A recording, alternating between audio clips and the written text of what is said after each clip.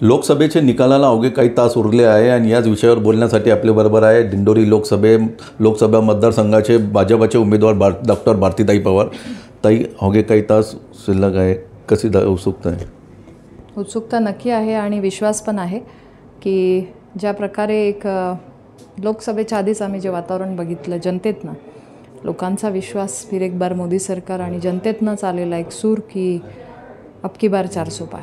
मला असं वाटतं की गेल्या 10 वर्षामधली विकास कामं असतील, योजना असतील, अगदी आरोग्याच्या योजना असतील, हर घर जल असेल, हायवेचे कामं झाले असतील, रेल्वे, एअरवेज, मला वाटतं की सगळ्या कनेक्टिव्हिटी, बेसिक सुविधांमध्ये गेल्या 10 वर्षामध्ये खूप चांगलं काम उभं राहिलं आणि त्या कामांच्याच आधारावर आज मात्र जनतेने परत एकदा विश्वास व्यक्त केला आहे. आणि उद्या मात्र हा आमच्यासाठी खूप आनंदाचा क्षण आहे की परत एकदा देशाचे पंतप्रधान नरेंद्र मोदीजी तिसऱ्यांदा शपथ घेतील. एक मोठं बहुमत उद्या आम्हाला उद्याच्या निकालातून स्पष्ट होईल. एक्झिट पोलमध्ये जरी युतीला जागा दाखवत असेल तरी नाशिक आणि दिंडोरीमध्ये पिछाडीवर दाखवत आहे तुमचं आणि नाशिकमधलं जे उमेदवार आहे त्यांना. नाही, मला असं नाही वाटत आहे, कारण आम्ही ग्राउंडवर काम करतो आहे. मीही गेल्या 5 वर्षापासून सातत्याने मतदारसंघात प्रवास करते. माझा मतदारसंघ फार मोठा आहे, म्हणजे 10 तालुके, 1300 गावं आणि वाडेपाडे धरले तर 1800. तर मला असं वाटतं की 5 वर्षात शक्य होईल तिथे पोचलो आहे, परंतु आढावे असतील, त्या योजना पोहोचवण्यासाठी मात्र आम्ही कुठे कमी पडलो नाही आहे. जे काम केलं आहे हे जनतेच्या समोर आहे. आपल्या जिल्ह्याच्या माझ्या खास करून माझ्या मतदारसंघामध्ये कांदा द्राक्षासारखं पीक येतं. तिथे काही प्रश्न आमच्या कांद्याच्या बाबतीत आहेत, ते वारंवार मी देखील मांडले, मी देखील सोडवण्यासाठी पुढाकार घेतला. हे जनतेसमोर आहे आणि शेतकऱ्यांनी ते बघितले पण आहे. मला असं वाटतं की याच्यामध्ये चर्चा नक्कीच झाली, परंतु जनतेने हेही बघितलं की काम कोण करणार आहे. आणि शेवटी ही निवडणूक एक देशाची निवडणूक आहे. ही निवडणूक लोकसभा म्हणजे पुढच्या 5 वर्षात देशाची रणनीती काय असणार आहे, आपला देश भविष्यामध्ये कुठल्या बाबतीत आंतरराष्ट्रीय पातळीवर काय कामं करणार आहे किंवा काय भारताने केलं पाहिजे आणि त्याच्यासाठी कोण सक्षम आहे, हे आज जनतेला स्पष्ट झालेलं आहे. देशाची आंतरराष्ट्रीय अर्थव्यवस्था, नीती असेल, सुरक्षा असेल, संरक्षण असेल, या सगळ्या रणनीतीमध्ये आज पंतप्रधान नरेंद्र मोदीजींनी केलेलं उत्कृष्ट काम आम्ही सगळे बघतो आहे. आणि त्या दृष्टीनेच हा निकाल नाशिक दिंडोरीचाही खूप चांगलाच असेल असा विश्वास मात्र आम्हाला आहे. कुठल्या भागातून जास्त करून लीड मिळणार किंवा काय परिस्थिती एकूण मतदारसंघात तुम्ही सगळे ठिकाणी फिरलेले, कसं लोकांचं हे तुम्हाला हे होतं मदत? नक्कीच माझ्या पूर्ण लोकसभामध्ये बघितलं तर 6 विधानसभा येतात आणि चांदवड असेल, नांदगाव असेल, येवला, निफाड, इथून कळवण, दिंडोरी, म्हणजे हे 6 विधानसभामधून मला असं वाटतं की 3-4 तालुके खूपच चांगलं लीड मागच्याही वेळेस दिला होता, ह्या वेळेसही देतील. आणि ज्या भागात आम्ही मागच्या वेळेस कमी होतो तर त्या भागातही ह्यावेळेस चांगला रिझल्ट मिळेल, कारण त्यांनी बघितलं आहे की ह्या काळामध्ये झालेलं कामं.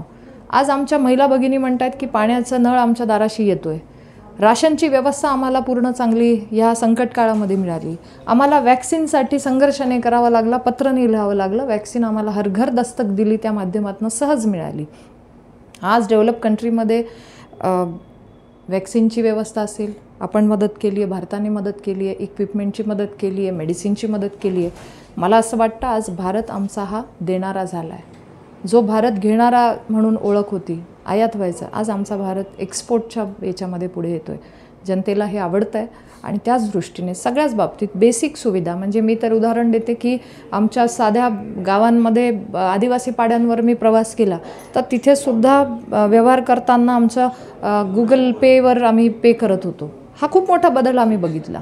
आणि जेव्हा अर्थव्यवस्थेमध्ये एवढा चांगला बदल येतो फास्ट टेक्नॉलॉजीचा उपयोग करत, नक्कीच सरकार काम करते. गुड गव्हर्नन्सचं हे उत्तम उदाहरण आम्ही बघितलं.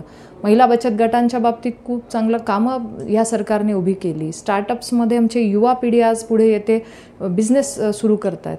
ह्या सगळ्या उदाहरणांमधून आज जनतेला अपेक्षित असणारं सरकार मान्य नरेंद्र मोदीजींच्या नेतृत्वात आहे. आणि मान्य नरेंद्र मोदीजीसुद्धा जनतेकडनं फीडबॅक घेत असतात. असं नाही आहे की सरकार चाललं आहे म्हणून चालवायचं. त्यांनी नेहमी लोकांची मतं जाणून घेतली आहे. आत्तासुद्धा विकसित भारतसाठी त्यांनी जे फीडबॅक मागवले, जवळपास 10 लाखांपेक्षा जास्त लोकांनी त्यांचे आयडिया दिले, त्यांचे व्ह्यू दिले आणि त्याच्यावर सरकार काम करतं आहे की आम्हाला 2047चा भारत, विकसित भारत म्हणून काय अपेक्षित आहे, त्याच्यावर आज पंतप्रधान नरेंद्र मोदीजींची टीम काम करते.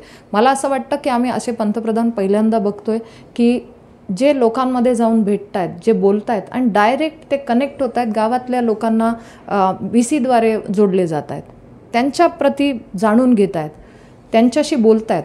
मला नाही वाटत याच्या आधी कुठले पंतप्रधान एवढे लोकप्रिय किंवा डायरेक्ट कनेक्टिव्हिटी गावागावात असेल असं तर मी तर नाही बघितलं. आणि म्हणून जनतेचे मनातले, जनतेच्या आवडीचे पंतप्रधान परत एकदा नरेंद्र मोदीजी. एकूणच सर्वेमध्ये तुमच्या विरोधात जरी निकाल दाखवत असेल तर तुम्हाला खात्री आहे निवडून येणार?